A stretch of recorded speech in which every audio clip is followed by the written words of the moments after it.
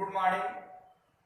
आज आपको NCERT question number 5 कराने जा रहे हैं। ठीक, इस क्वेश्चन में लिखा है जल के वैद्युत अपघटन में एक परत नली में एकत्रित गैस की मात्रा दूसरी से दोगुनी क्यों है, उस गैस का नाम बताइए। ठीक, तो जल जो आपका शुद्ध जल होता है उसका विद्युत अपघटन नहीं होता है, इसीलिए अम्लीय जल का विद्युत अपघटन करेंगे कि अम्लीय जल में विद्युत धारा प्रवाहित करने पर जल का विद्युत अपघटन निम्न प्रकार होता है, ये लिख सकते हो। ठीक, अम्लीय जल का अम्लीय जल में विद्युत धारा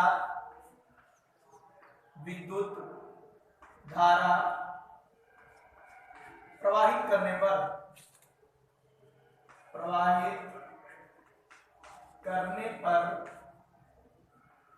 जल का विद्युत अपघटन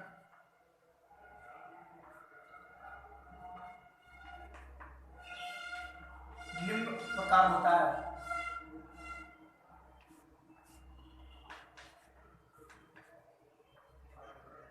ये जल है, विद्रोह है, इसका विद्युत अपघटन करेंगे, विद्युत धारा प्रवाहित करेंगे, क्योंकि विद्युत के द्वारा अपघटन कहलाता है, विद्युत अपघटन पड़ा था। विद्युत अपघटन करेंगे, हाइड्रोजन गैस बनेगी और ऑक्सीजन गैस बनेगी। यह आपका द्रव है, ये गैस है, ये गैस है। बैलेंस कर लीजिए, वो यहाँ पर 2 है, यहाँ पर 1 है, तो 2 से गुणा कर देंगे, 2s2 और 2 लगा दीजिए। ठीक, तो इस समीकरण से स्पष्ट है कि हाइड्रोजन गैस की मात्रा ऑक्सीजन गैस की मात्रा की तुलना में दोगुनी है। इसी कारण एक परत नली में एकत्रित गैस की मात्रा दूसरी से दोगुनी है। ठीक, और दोगुनी मात्रा में जो गैस का नाम है वो हाइड्रोजन गैस है। ठीक, तो इसके नीचे लिख देंगे। इस समीकरण से स्पष्ट है कि हाइड्रोजन गैस की मात्रा ऑक्सीजन गैस की तुलना में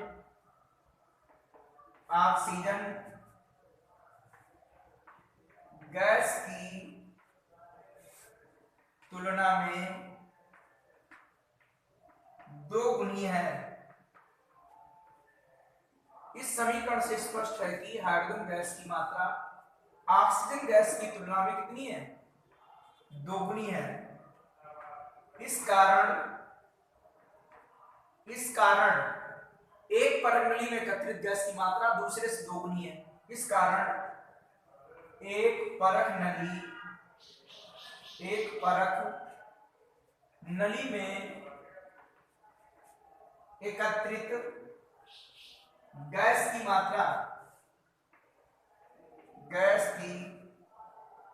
मात्रा दूसरी से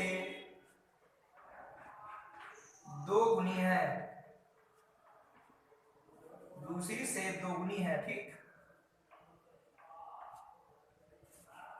और दोगुनी मात्रा में गैस का नाम क्या है, दोगुनी मात्रा वाली गैस का नाम हाइड्रोजन है। ठीक, नाम हाइड्रोजन, अंडरलाइन कर देना इसको है। ये क्वेश्चन आपको क्लियर हो गया होगा। ठीक, शुद्ध जल का विद्युत अपघटन नहीं होता है, इसीलिए अम्लीय जल ले लिया। अम्लीय जल में विद्युत धारा प्रवाहित करते हैं या प्रवाहित करने कर जल का विद्युत अपघटन निम्न प्रकार होता है। अम्लीय जल इसका विद्युत अपघटन करेंगे, हाइड्रोजन गैस मिलेगी, ऑक्सीजन गैस मिलेगी। इस समीकरण से स्पष्ट है कि हाइड्रोजन गैस की जो मात्रा है वो ऑक्सीजन की तुलना में दोगुनी है। इस कारण एक परत नली में एकत्रित गैस की मात्रा दूसरे से दोगुनी है और दोगुनी मात्रा वाली गैस का नाम हाइड्रोजन है। ठीक, अगला क्वेश्चन आपका 6 है।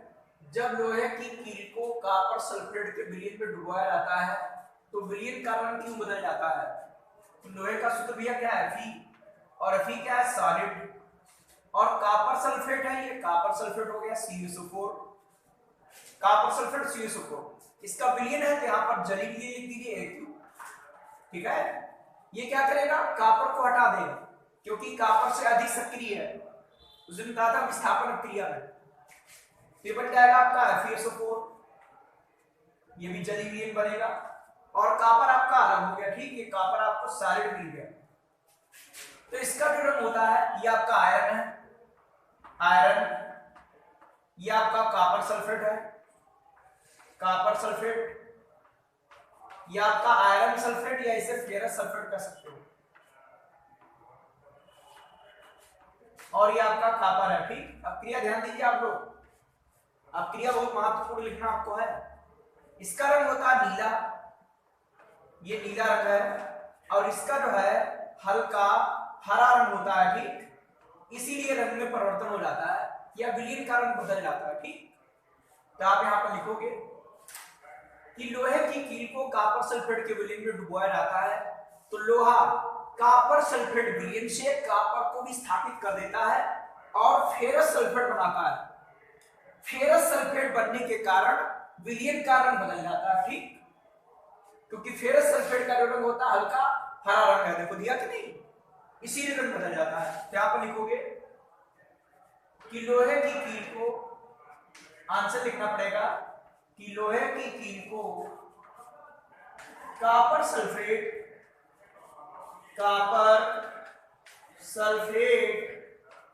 के विलयन में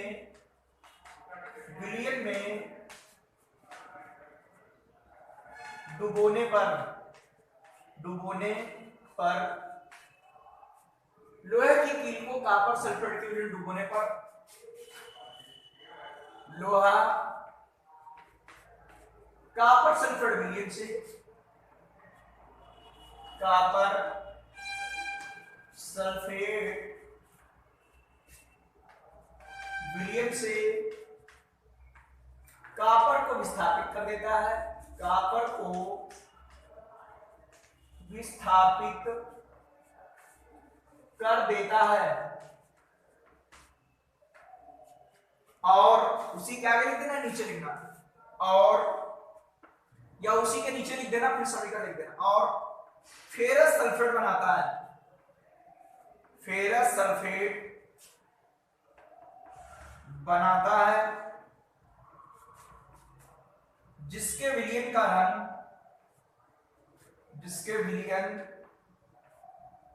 रंग हल्का हरा होता है।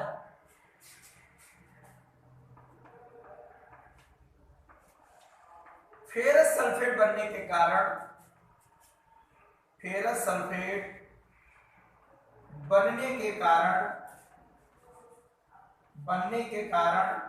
विलयन का रंग बदल जाता है, विलयन का रंग बदल जाता है। और फिर समीकरण लिख देना, या सबसे पहले लिख दो बाद में लैंग्वेज लिख देना, या पहले लैंग्वेज लिख दो बाद में समीकरण, जैसा आपका मन हो। ये बात सबको सुनना है कि नहीं? चाहो तो सबसे पहले लिख दो और अच्छा रहेगा। ठीक, ये सबको समझ आ गया होगा।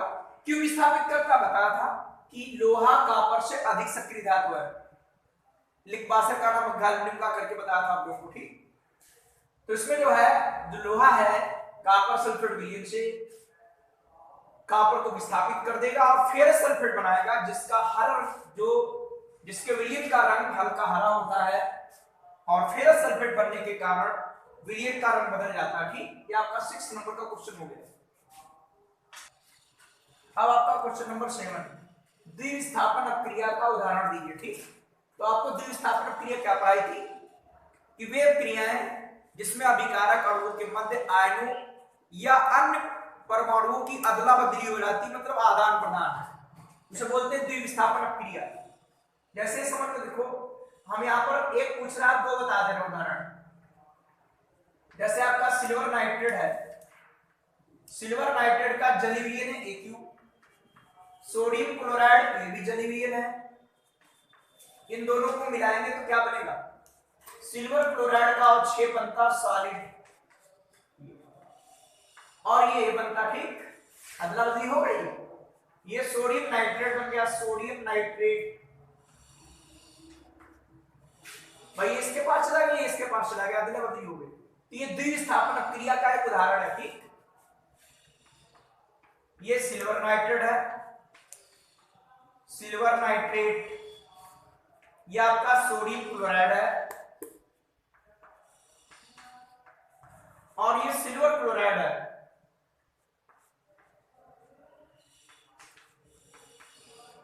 और ये सोडियम नाइट्रेट है, सोडियम नाइट्रेट। ठीक है, ये द्विस्थापन क्रिया का उदाहरण है, द्विस्थापन क्रिया का उदाहरण है। ठीक, या एक और देख लीजिए, पीछे पढ़ा होगा द्विस्थापन क्रिया के उदाहरण में, बेरियम क्लोराइड, इसका जलीय है, यह आपका है बेरियम क्लोराइड। सूत्र जानते हो कैसे बनता है, Ba पर 2 प्लस है, Cl पर 1 माइनस। उस दिन आपको प्लस माइनस कुछ लिखवाए थे और लिखवाएंगे फिर। और इसकी क्रिया सोडियम सल्फेट के विलयन के साथ करा रहे हैं, सोडियम सल्फेट का जलीय है। भाई सोडियम में Na पर 1 प्लस होता है, SO4 पर 2 माइनस होते हैं, तिरछी गुणा कर दो, N2SO4 बना। दो उदाहरण दे रहे, पूछ रहा है कि आपको ये तैयार कर दो, क्योंकि द्विस्थापन क्रिया में ये उदाहरण हो सकता, लिखा होता है। बनेगा बेरियम सल्फेट, इसका अवक्षेप बनेगा, बेरियम सल्फेट अवक्षेप बनता है। उस दिन आपकी एक क्रिया थी, क्वेश्चन नंबर 2 में थी। ठीक, और NaCl बनेगा, ये NaCl बनेगा, वो भी जलीय है। Na आपका 2 है, Cl आपके 2 हैं, 2 NaCl बनेगा। ठीक, भाई Na पर 1 प्लस होता है, Cl पर 1 माइनस होता है, तो हो गया NaCl, NaCl। तो ये भैया ये आपका सोडियम सल्फेट है, और ये आपका सोडियम क्लोराइड है। हमने 2 उदाहरण बता दिए हैं, आप कोई एक एग्जांपल तैयारी कर लीजिए। ठीक, ये भी आपका क्वेश्चन नंबर 7 भी हो गया। क्वेश्चन नंबर 8, निम्न क्रियाओं में उपचयित तथा अपचयित पदार्थों की पहचान कीजिए। ये क्रिया आपकी दी है। ठीक, तो सबसे पहले ध्यान दीजिए, यह आपका पहली क्रिया सोडियम सॉलिड है, ऑक्सीजन गैस है, इसको बैलेंस के लिखेंगे 4 ही है, 4 लिखा होगा। ठीक, 4 ही है, और इधर लिखा होगा आपका 2Na2O, ये सॉलिड लिखा होगा। ये क्रिया तो आपकी लिखी हुई है, इसमें पहचान करना है कि कौन अपचयित पदार्थ है और कौन अपचयित पदार्थ, उपचयित। तो देखो आपने भैया पढ़ा है, इधर थोड़ा ध्यान दीजिए, बात बताते हैं आपको कि ऑक्सीकरण, ऑक्सीकरण को हम कहते हैं उपचयन, और जिस पदार्थ का ऑक्सीकरण होता है उसे कहते हैं हम उपचयित पदार्थ, उपचयित पदार्थ या ऑक्सीकृत पदार्थ। और जिस पदार्थ का अपचयन होता है, अपचयन, वो कहलाता अपचयित पदार्थ, अपचयित पदार्थ। ठीक है, ये ध्यान रखना आप लोग। देखिए ये क्या कर रहा है, इसमें ऑक्सीजन की वृद्धि हो रही है, हो रही कि नहीं? तो इस पदार्थ का क्या हो रहा है, या ये पदार्थ ऑक्सीजन के साथ सहयोग कर रहा है, तो इसका ऑक्सीकरण हो रहा है। आप ऐसे बनाएंगे जैसे हम बता रहे हैं, इसका क्या हो रहा है, ऑक्सीकरण, और इसका ऑक्सीकरण, तो इसका क्या हो रहा है, फिर अपचयन होगा। ठीक है, बात सबको सुना है कि नहीं? इसमें ऑक्सीजन की वृद्धि हो रही है, तो ये बन रहा है।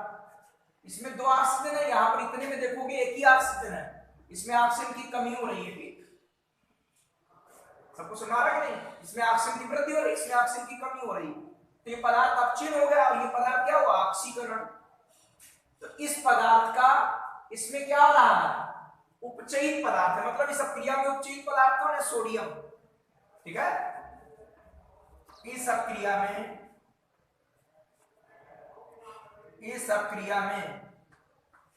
उपचयन, भाई जो ऑक्सीकरण होता है उसे बोलते हैं उपचयन।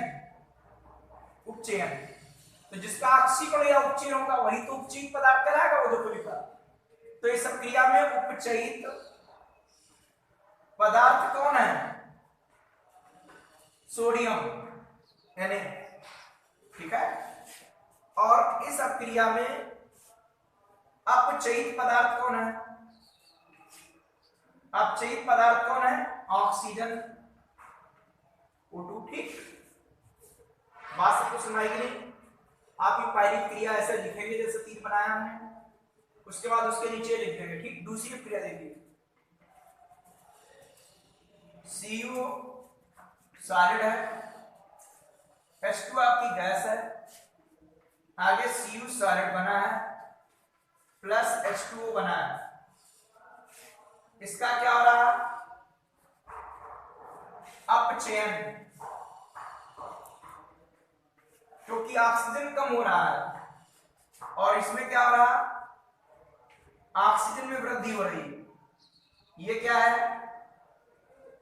ऑक्सीकरण, या इसे बोलते हैं उपचयन। बात सबको सुन रहे कि नहीं? तो इसके नीचे क्या लिखेंगे कि इस अक्रिया में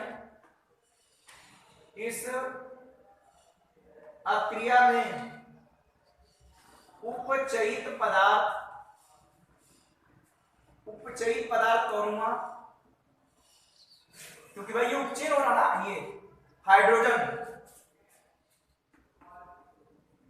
उपचयित पदार्थ, भाई इसका उपचयन होगा वो वाला पदार्थ उपचयित पदार्थ कहलाएगा। लिखा देखो, ठीक है, अर्थात ऑक्सीकरण या उपचयन होगा तो वो कहलाएगा क्या? उपचयित पदार्थ। और अपचयित पदार्थ कौन है? ये, इसका इसमें अपचयन हो रहा है तो अपचयित पदार्थ ही है। ठीक, इस अक्रिया में अपचयित, ये तो उपचयित था, ये आपका अपचयित पदार्थ आपका कौन है? CO। ठीक, इस प्रकार हमने क्रिया में उपचयित और अपचयित पदार्थ निकाल लिए। पहली क्रिया या दूसरी क्रिया, भाई इसका क्या हो रहा? ऑक्सीकरण या उपचयन हो रहा है, और इसका अपचयन, तो ये पदार्थ आपका हुआ उपचयित पदार्थ और ये अपचयित पदार्थ, जैसा कि लिखा है आप ये कहीं पर नोट कर सकते हो। ठीक, और सेकंड क्रिया आपकी है, सेकंड क्रिया आपकी है, तो इसमें इसका क्या हो रहा? अपचयन, और इसका क्या हो रहा? ऑक्सीकरण। ऑक्सीकरण मतलब उपचयन, तो ये पदार्थ कैसा हुआ? उपचयित पदार्थ, और ये पदार्थ कैसा हुआ? अपचयित पदार्थ, क्योंकि इसका अपचयन हो रहा है। बात सबको सुनाई कि नहीं? तो इस प्रकार आपका ये क्वेश्चन हो गया। वो चीज आप ध्यान रखें कि गड़बड़ी नहीं होगी आपसे, इसे आसानी से कर लो। अब आपके एनसीईआरटी अभ्यास के प्रश्न है। ठीक, तो पहले कुछ विकल्प है और ये 2019 में आया भी ये विकल्प। ध्यान दिएगा, आपके केमिस्ट्री में 3 विकल्प आते हैं, इसलिए ध्यान दीजिए आप लोग। दिया गया नीचे दी गई क्रियाओं के संबंध में कौन सा कथन असत्य है? असत्य पूछ रहा है। ठीक, ये आपके 4 दिए हैं और उसमें नीचे ये ऑप्शन दिए हैं। ठीक, तो देखो पहले इस क्रिया को लिखते हैं हम, इस क्रिया को लिखते हैं हम।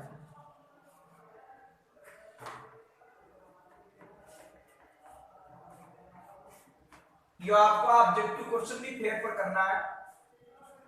पहले इसको चेक करिए, देखिए भाई इसमें क्या हो रहा बताओ आप लोग? इसमें ऑक्सीजन कम हो रहा कि नहीं? तो इसका क्या होगा? अपचयन, और इसका अपचयन हो रहा तो अपचयित पदार्थ ये हुआ कि नहीं? ये कैसा पदार्थ हुआ? अपचयित पदार्थ। ठीक है, और इसका क्या हो रहा?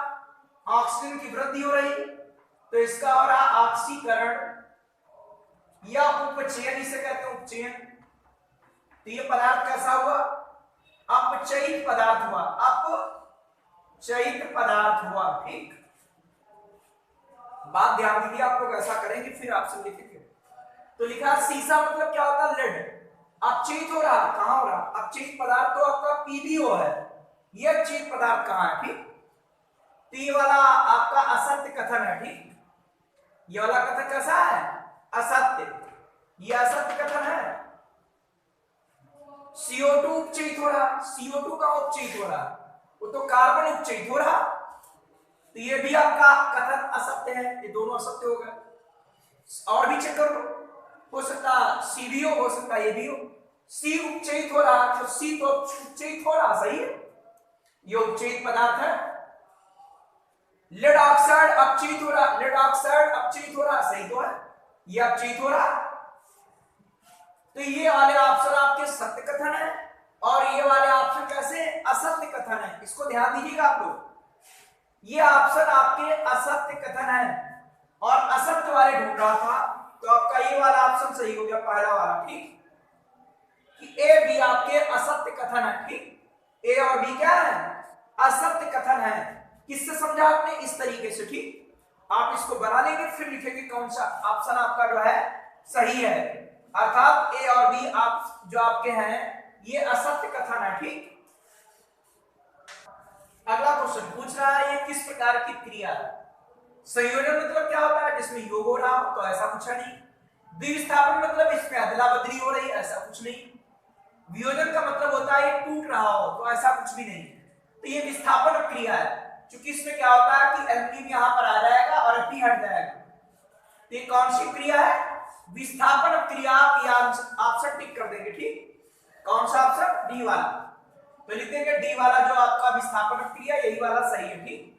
तो ये विस्थापन क्रिया का उदाहरण है, ठीक। अगला ऑप्शन वाला क्वेश्चन है कि लोहे का चूड़ जो है, लोह चूड़ पर तन हाइड्रोक्लोरिक अम्ल डालने पर सही उत्तर पर निशान लगाइए। पहले इसकी क्रिया देखिए फिर आपने जानना होगा, चारों ऑप्शन देख लेना, ठीक। लोहा है, तन HCl के चूड़ डाला जाएगा, बनेगा आपका FeCl2 बनेगा, ठीक। आयरन क्लोराइड 2 लगाएंगे भाई, फेरस पर 2 प्लस होता है, क्लोरीन पर 1 माइनस, सूत्र आपका बन गया FeCl2, 2 लगा दिया, बैलेंस करने के लिए हाइड्रोजन गैस बनेगी, ठीक। तो कौन सा ऑप्शन सही होगा, जिसमें लिखा हाइड्रोजन क्लोराइड और जिसमें लिखा हाइड्रोजन गैस और आयरन क्लोराइड लिखा हो वही ऑप्शन सही है, ठीक। ध्यान रखिएगा, इसमें कौन सा ऑप्शन सही होगा उस पर निशान लगाना पड़ेगा। जिस पर लिखा हो कि हाइड्रोजन गैस और आयरन क्लोराइड या फेरस क्लोराइड वो लिखा हो वही वाला ऑप्शन इसमें सही होगा, ठीक। और इसके आगे के क्वेश्चन आपको अगले वीडियो मिलेंगे। ये आपके 3 ऑब्जेक्टिव क्वेश्चन करा दिए, आपके ये NCERT अभ्यास के प्रश्न स्टार्ट हुए हैं, ये सभी को लिखना है, ठीक।